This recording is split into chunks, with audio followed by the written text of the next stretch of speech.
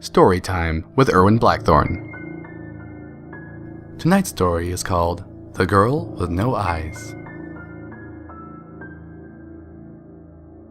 3, 2, 1.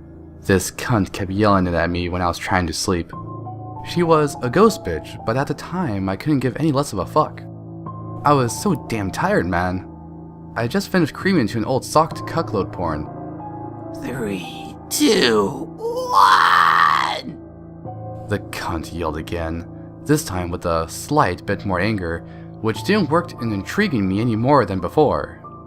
I have no idea how much time had passed because miraculously I managed to fall asleep. But then lo and behold, I was woken up by a damp feeling on my cheek that wasn't quite drool. The cunt had thrown the sock back at me. It was wedged between my face and the pillow. That was the final straw.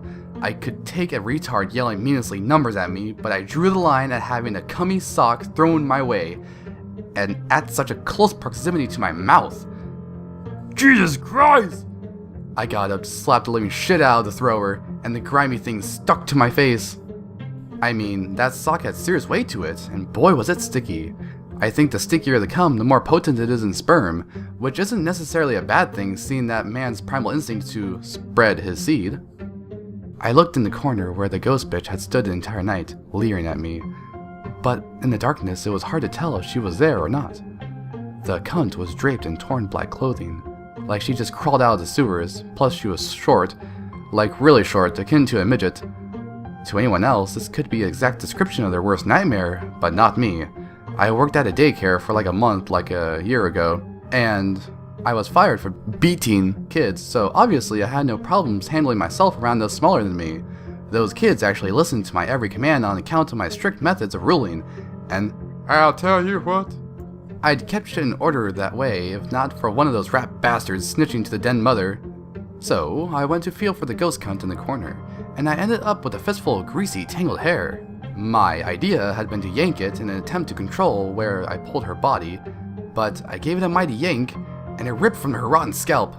"You dirty fucker!" I screamed, but I may as well stuff my mouth with a handful of bloody hair clenched in my hands, because she was gone. I was now in the corner of my room in the middle of the night like some asshole. I didn't have the time for it, so I threw her heavy hair at the wall where it splat, and stuck very much like the cummy sock to my face, and I went back to bed. I was going to sleep like a baby, confident in knowing that the bald-headed ghost bitch would keep her filthy mouth shut. I felt something squishy on my feet, and between my toes. I didn't want to see what it was, because frankly, ignoring it hadn't been much of a bother, but then the squishy feeling climbed up to my cock and balls, and that's where I drew the line. I flipped up the sheets, revealing an unsightly slime crawling up my body. She'd taken the form of jism, intent on suffocating me in quite an emasculating way. Before proceeding any closer to my mouth, which I tight and held shut, she'd morphed back into the doomed little rotten munchkin of death. 3, 2, 1. This time, I grabbed her by the throat and looked her dead in the eyes.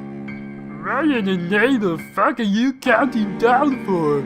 Can't you see that I'm trying to sleep? At a loss for words, so it seemed, the little psychopath resorted to bulging her eyes at me. Protruding from their sockets, her diseased eyes, bloodshot with yellow pus for tears. They were expanding like balloons, ready to burst at any moment. I willingly admit, I shat my pants a little.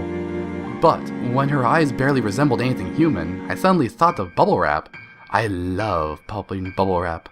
The little ghost bitch had another thing coming, and there was no way of her knowing it. I snatched her wrist and held her steady so I could hone in. I then lunged at her with my only commodity, biting into her gelatinous eyes. Just mush, like something that had died long ago, emitting the protrude odor of festering flesh. A most undesirable midnight snack. Nonetheless, I swallowed at a reflex. The ghost cunt then retreated, bouncing around the furniture like a pinball, before crashing down onto the back patio floor, via second-story window.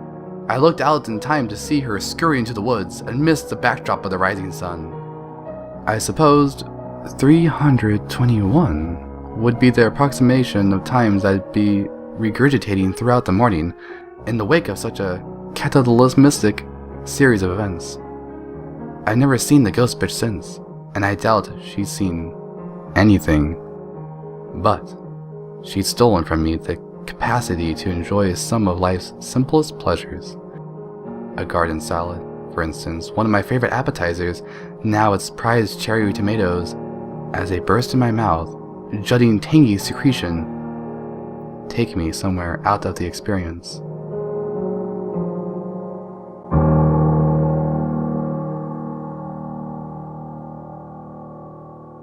Alas, I swallowed out of reflex. The ghost. Sure, it was nasty, but I took a certain pride in knowing that I'd had it in me to shoot such an impressive load. I mean, that stock had serious weight into it. And I was fired for beating the kids, so obviously I had no problems handling myself around those smaller than me.